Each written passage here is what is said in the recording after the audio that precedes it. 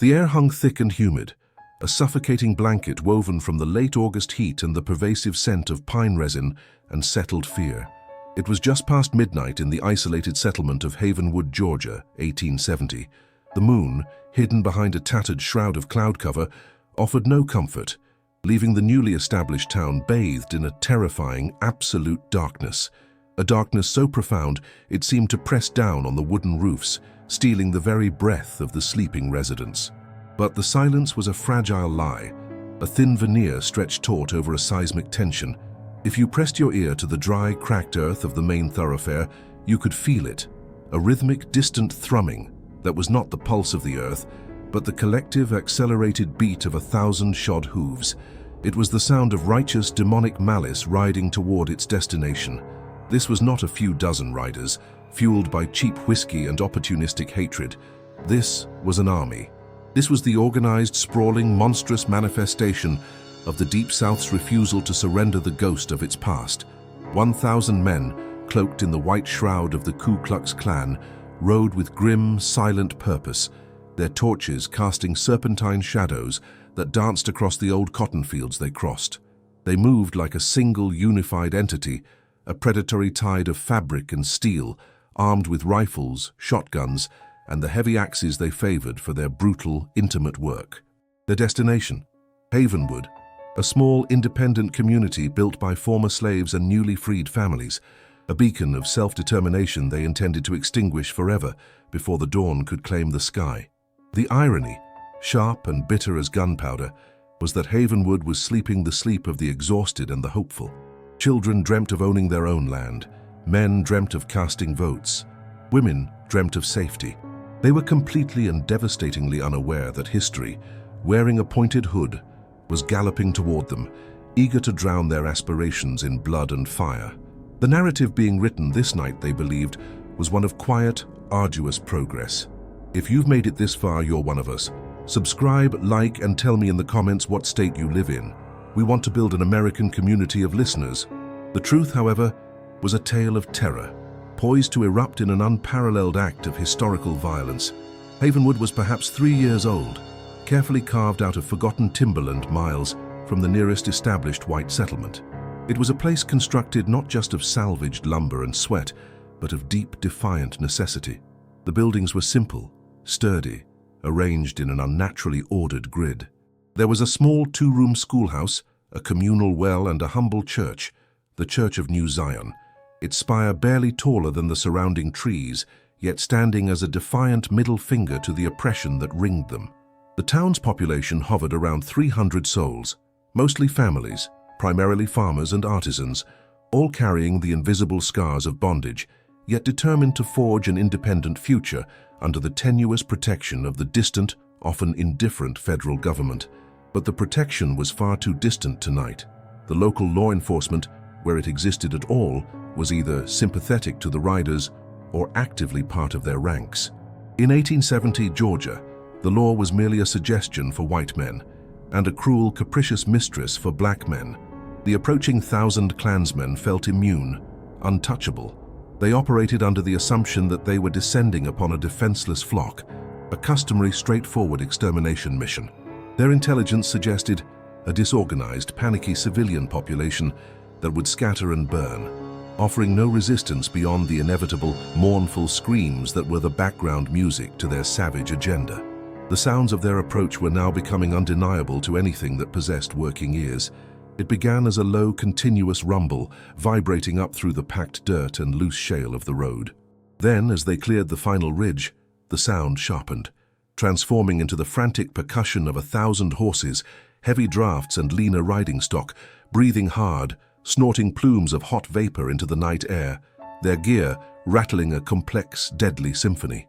The distinct metallic chime of swords dragging against stirrups, the creak of worn leather, the muffled, periodic coughs of men hidden behind chilling anonymity. A mile out, the lead riders, shielded by their masks and their conviction, began to slow their pace, transitioning from a heavy canter to a measured trot. Precision was key to terror. They wanted the residents to wake up, to understand, just for a moment, the sheer, crushing scale of the doom arriving on their doorstep. But here an open loop began to snag at the edges of the narrative, a discordant note in the expected pattern of fear. Something felt wrong, unnatural, in the way Havenwood presented itself to the approaching apocalypse. The dogs were silent. In any rural southern settlement, especially one dependent on vigilance and communal alarm, the pervasive noise of dogs barking at trespassers was standard. Yet tonight there was nothing. No frantic yelps, no low territorial growls, no howling at the massive gathering of horses and armed men. The oppressive silence of the town was total, undisturbed save for the faint, steady buzz of cicadas in the woods. Furthermore, there were no lights. Usually, when a large body of riders approached a dwelling, at least one lamp would flicker on, one frantic silhouette would appear in a window, signaling panic and discovery. But the windows of Havenwood were obsidian squares, unyielding to the light, locked down tight. It was the quiet of a tomb, not a town of 300 breathing, frightened souls. The leader of the clan detachment, known only by the grotesque appellation of the Grand Cyclops of the Northern Star, pulled his horse to a halt. His name was Colonel Gideon Thorne in polite society, a man whose plantation had withered and died under Reconstruction policies, leaving him with nothing but festering resentment and an army ready to exact revenge on the symbols of his perceived ruin. Thorne raised a hand, stopping the wave of riders instantly. The collective halt of 1,000 horses created a massive, dusty exhalation that momentarily obscured the moon, just as it chose to peek through the clouds. "Silence," Thorne hissed, his voice grating and low, magnified only by the stillness of the night. His breath misted the thin cotton mask covering his face. He squinted through the gloom. The first structures of Havenwood were only 50 yards away. They were simple, square and strangely uniform. They looked less like homes organically grown over time and more like barracks, erected with an unnatural speed and deliberate design. "They sleep too soundly," Thorne muttered to the lieutenant beside him, a gaunt, perpetually nervous man named Davies. Davies fidgeted with the reins. "Perhaps they've been drugged, Colonel? Or fled already, hearing us?" "Fled?" Thorne scoffed, the sound muffled and menacing. "Where would they flee to? They are surrounded by men loyal to the cause. No, Davies, look closer. Do you see a single panicked curtain? A nervous shadow? They are too quiet, too perfect." This profound, organized silence was the ultimate pattern interrupt. The routine of terror relied on the prey being aware, visible, and panicky. Havenwood offered none of that gratification. The town presented a unified, unbreachable facade of slumber.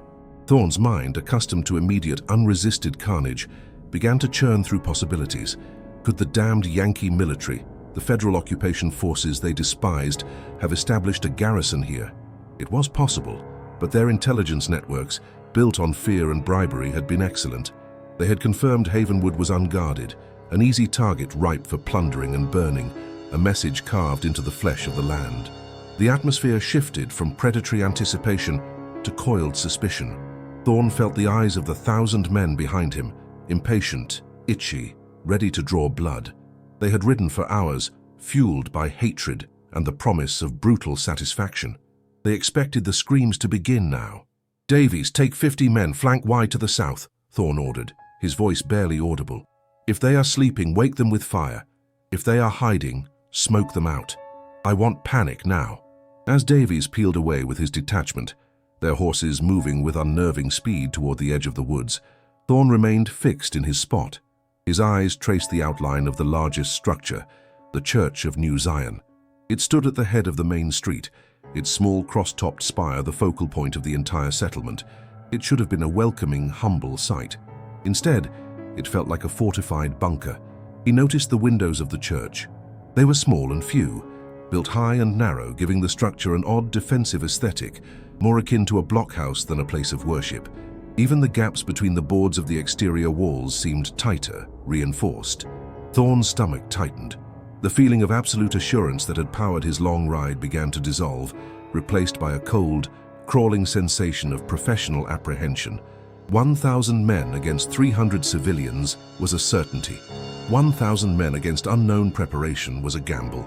The open loop from earlier, the silence, the unnatural structure, the missing dogs, began to twist itself into a terrifying possibility. Was this entire town a trap? Was this not a simple raid, but a deliberate, constructed killing field? He shook the thought away with violent conviction. Impossible. The freedmen were poor, disorganized, and unarmed. They lacked the means, the training, and the courage to engineer a counter-ambush against such overwhelming force. Their only defense was hiding, and Havenwood was not hiding. It was waiting. "Charge!" Thorne commanded, his voice now a loud, guttural snarl that cut through the silence. "Charge the center! Leave nothing standing!" The 1,000 riders exploded into motion, the unified roar of the horses accelerating, the sudden chaos of steel and leather replaced the dead silence. The ground trembled violently as the mass of humanity and hatred surged forward, aiming to crash through the flimsy barriers and into the heart of the settlement. The first wave of Klansmen raised their torches and swords, letting out triumphant, blood-curdling yells, their signature declaration of death. They expected the town to shatter like glass under the impact. They covered the 50 yards in seconds, charging directly toward the Church of New Zion and the small cabins flanking it. The screams and sounds of wood splintering should have been instantaneous. Instead, the only sound that answered the Klansmen's roar was a single, precise, metallic click, followed instantly by a sound no one in the raiding party had anticipated, the sharp, powerful report of a disciplined volley fire. It was not the panicked, scattered shot of a farmer defending his property. It was the coordinated, simultaneous crack of dozens of heavy-caliber rifles, issuing from the darkness of the church windows and the narrow, reinforced gaps in the surrounding cabins. The sudden, brutal impact of the heavy lead balls ripped through the tight formation of the lead riders. Horses shrieked, their legs collapsing instantly as bone and muscle gave way. Men, still mid-yell, were thrown backward, their white robes instantaneously stained dark crimson, their masked faces replaced by expressions of shock and agonizing surprise. They were falling before they realized they were being shot at. Colonel Thorne, a veteran of countless battles, saw the impossible geometry of the attack, the trajectory, the caliber, the sheer density of the fire. It was not civilian. It was organized. It was military. His initial horror was instantly crystallized by a horrifying calculation. That volume of fire, sustained and lethal, could not have come from 3 or 4 men. It required dozens working in concert, using heavy regulation military rifles. The terror on Thorne's face was not visible beneath the hood, but his mind screamed the realization that closed the terrifying loop. This was not an ambush laid by fearful farmers. This was an ambush engineered by professionals. As the first 50 Klansmen collapsed into a horrifying tangle of writhing horses and dying men, their massive charge came to a chaotic, grinding halt. They were still 50 feet from the nearest structure, fully exposed, caught in the open sight lines of the defenders. "Federal soldiers!" Thorne roared, his voice cracking with disbelief and sheer terror, the word echoing through the sudden, deafening chaos of the wounded and the dying. "We've been lured. Retreat! Sound the—" He didn't finish the command. From the high, narrow window of the Church of New Zion, a second thunderous volley erupted, cutting down Thorne's horse and sending the Grand Cyclops tumbling violently into the dust beside the bodies of his fallen riders. The 1,000 Klansmen had arrived expecting a massacre of others. They discovered, in the most horrific way possible, that they had ridden directly into the meticulously prepared center of their own demise. The 300 citizens of Havenwood were not just sleeping, they were waiting. And they were being guarded by men who knew how to wage war in the dark. The true nature of Havenwood had been revealed in a single devastating moment of gunfire. The town was not a fragile settlement of freedmen hoping for survival. It was a fortified cage, and the 1,000 Klansmen were the prey. The night had begun with the terror of the approaching horde. It had concluded its first terrible phase with the greater, unimaginable terror of discovering the horde was now trapped. The massacre was beginning, but the victims were not the ones the clan had intended. Inside the Church of New Zion, Captain Isaiah Freeman lowered his smoking rifle and turned to the 24 men positioned at the windows beside him. These were not farmers playing at war. These were veterans, Buffalo soldiers from the 10th Cavalry Regiment, men who had fought Comanche warriors on the Texas plains, men who had survived the brutality of the Civil War's final campaigns. They had been sent here specifically for this night, intelligence having reached the right ears in Washington about the planned attack. "Reload, disciplined fire, aim for the officers," Freeman commanded, his voice carrying the calm authority of a man who had orchestrated ambushes against far more competent enemies than drunken night riders. The soldiers moved with mechanical precision, Ramrods sliding into hot barrels, powder charges measured and loaded, percussion caps fitted with practiced ease. The entire reload sequence took less than 20 seconds. Outside, the clan force had dissolved into chaos. The carefully orchestrated charge had shattered against the reality of prepared defensive fire. Horses reared and bolted, throwing their riders. Men who had been screaming war cries moments before were now screaming in pain and terror, clutching at wounds, crawling through the dirt, seeking cover that didn't exist. The torches they had carried for intimidation now backlit them perfectly, making them ideal targets. Thorn dragged himself to his feet, his left arm hanging useless where it had been crushed beneath his falling horse. Blood soaked through his white robe, turning it into a grotesque mockery of a death shroud. His mind, trained in military tactics from his service in the Confederate cavalry, was racing through options. They had been ambushed. The element of surprise, their primary weapon, had been turned against them. But they still had overwhelming numbers. 1,000 men, even in chaos, could overwhelm 2 or 3 dozen defenders if properly organized. "Form up!" he roared, his voice cutting through the pandemonium. "Form firing lines, return fire, they're only a handful. We are 1,000. His words had an effect. The clan riders, many of them also veterans of the recent war, began to respond to the familiar military commands. They dismounted, using their horses as cover, and began to form ragged but functional firing lines. Rifles appeared from saddle scabbards. Shotguns were primed. The raw numerical advantage began to assert itself. The first return volley from the clan was massive and uncoordinated, hundreds of weapons firing simultaneously, a deafening roar that shredded the night.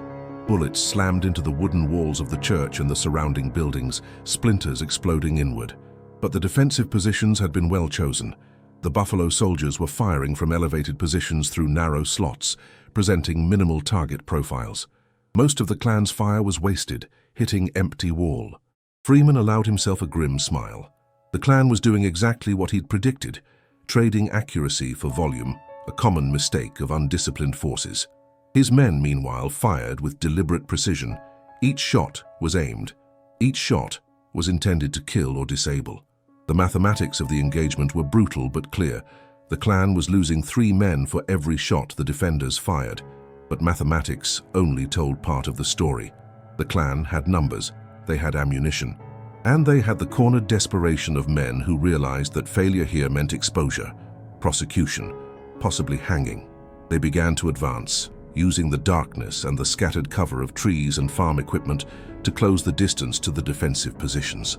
Davies, the nervous lieutenant who had survived the initial volley by pure chance, found himself in command of the southern flank.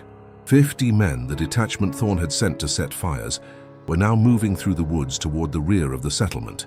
If they could get around the defenders, attack from multiple directions, the superior firepower of the church would be negated. Davies pushed his men forward, abandoning their horses and moving on foot through the dense underbrush, but Havenwood's defenders had planned for this too. In the darkness at the southern edge of town, Sergeant Major Joshua Stone waited with 10 men. Stone was older than the others, his beard shot through with gray, his face carrying scars from a dozen battles. He had been a slave until 1863, freed by Sherman's march, and had immediately enlisted. He had fought from Atlanta to the sea, and he had learned one critical lesson. Courage was common, but discipline won battles. He watched through the darkness as the clan detachment approached, their white robes making them visible even in the gloom. 50 men, moving in a loose skirmish line, weapons ready. Stone waited until they were 30 yards away, well within effective range. Then he gave the signal, a single sharp whistle. The 10 Buffalo soldiers opened fire simultaneously, their rifles aimed not at the men, but at the space between them and the ground, a technique that maximized the chances of hits even in poor visibility. The effect was catastrophic. The advancing line simply ceased to exist, replaced by a sprawling chaos of wounded and dying men. Davies himself took a ball through the throat, his scream cut off before it could fully form. The survivors broke and ran, abandoning any pretense of military order, crashing back through the woods in blind panic. Back at the main engagement, Thorn realized with dawning horror that his flanking maneuver had failed. The gunfire from the south had been brief, disciplined, and terminal. He had just lost 50 more men and he still hadn't managed to close with the defenders. His force was bleeding out in the open ground, and every minute that passed gave the defenders more opportunities to kill with impunity. "Concentrate fire on the church," he commanded. "Bring it down, burn it, drive them out." The Klansmen responded, focusing their fire on the Church of New Zion. The volume was impressive, hundreds of rounds slamming into the wooden structure, some punching through the walls, others setting small fires where torches had been thrown against the exterior. Smoke began to billow from the building. Inside, Freeman assessed the situation. The church was taking damage, but the structure was solid, built with defense in mind. The fires were small, controllable, but the concentrated fire was forcing his men to keep their heads down, limiting their ability to return effective fire. He needed to break the clan's focus, redistribute their attention. He turned to a young corporal named Thomas Washington. "Light the diversions." Washington nodded and moved to the back of the church, where a carefully prepared set of fuses waited. He lit them in sequence, then retreated to his firing position. 30 seconds later, the diversions ignited. 4 separate buildings on the outskirts of town, pre-positioned with oil-soaked rags and black powder charges, erupted in massive fireballs. The explosions were thunderous, the flames immediate and intense, casting the entire battlefield in flickering, hellish light. The effect on the clan force was exactly what Freeman had hoped for. The sudden explosions caused widespread panic, men diving for cover, assuming they were under artillery fire. The flames illuminated the battlefield completely, and what the Klansmen saw was devastating to their morale. Hundreds of their own dead and wounded scattered across the approaches to the town, while the church and its defensive positions remained intact and active. Thorne felt control slipping away. His men were breaking, individuals and small groups beginning to retreat toward the tree line where they had left their horses. He tried to rally them, riding along the line. He had commandeered a riderless horse, screaming orders and threats. But fear, once it takes hold of a mob, is nearly impossible to reverse. The clan had come expecting to be the source of terror. Instead, they had become its victims. Freeman saw the moment of collapse and pressed the advantage. "Advance fire, volley by ranks," he commanded. The Buffalo soldiers shifted tactics, moving from individual aimed fire to coordinated volleys, each rank firing in sequence, creating a continuous rolling thunder of gunfire that poured into the now retreating clan force. Men fell in clusters, cut down as they tried to run. The retreat became a rout. By the time the first grey light of dawn touched the eastern horizon, the Battle of Havenwood was over. The clan force, or what remained of it, had fled into the surrounding countryside. Behind them lay carnage on a scale that would shock even the violence-numbed observers of Reconstruction Georgia. The official count, conducted later by federal investigators, would record 237 Klansmen dead, with at least another 100 wounded. Many of the wounded would die in the following days, abandoned by their compatriots who feared being identified and prosecuted. The defenders of Havenwood had suffered 12 casualties, 4 dead, 8 wounded. The mathematics of the engagement were stark and undeniable. Discipline and preparation had overcome raw numbers. Training had defeated hate. As the sun rose fully, revealing the full horror of the battlefield, the citizens of Havenwood emerged from their homes. They had indeed been sleeping, protected by the Buffalo soldiers who had arrived 3 days earlier and prepared the defenses. The children who had dreamed of land ownership looked upon the bodies of men who had ridden to deny them that dream. The women who had dreamed of safety realized that safety had been purchased at a terrible price. Captain Freeman stood on the steps of the Church of New Zion, looking out over the carnage. His uniform was singed, his face blackened with powder smoke. Beside him stood Reverend Ezekiel Marsh, the founder of Havenwood, a former slave who had purchased this land with money earned from years of back-breaking labor. "It will bring more," Marsh said quietly, his voice heavy with the knowledge of what was to come. "When they learn what happened here, they will bring armies," Freeman nodded. "Probably, but they'll also learn something else. They'll learn that we can fight, that we will fight, that the days of unopposed terror are over." He turned to look at the Reverend. "Your people were supposed to be easy victims. Instead, you became the graveyard of their certainty. Word of this will spread, and it will change calculations." And Freeman was right. The Battle of Havenwood, though largely suppressed in contemporary white Southern accounts, became a legend in black communities across the South. It was whispered proof that resistance was possible, that the supposedly invincible clan could be defeated, that preparation and courage could triumph over numerical superiority. In the immediate aftermath, federal investigators descended on the area. Colonel Thorne, who had survived the battle, was arrested and tried for leading an armed insurrection against United States citizens.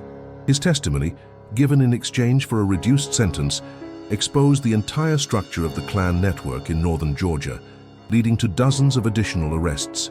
The town of Havenwood continued to exist, though it would face harassment and economic pressure for years, but it never faced another direct attack.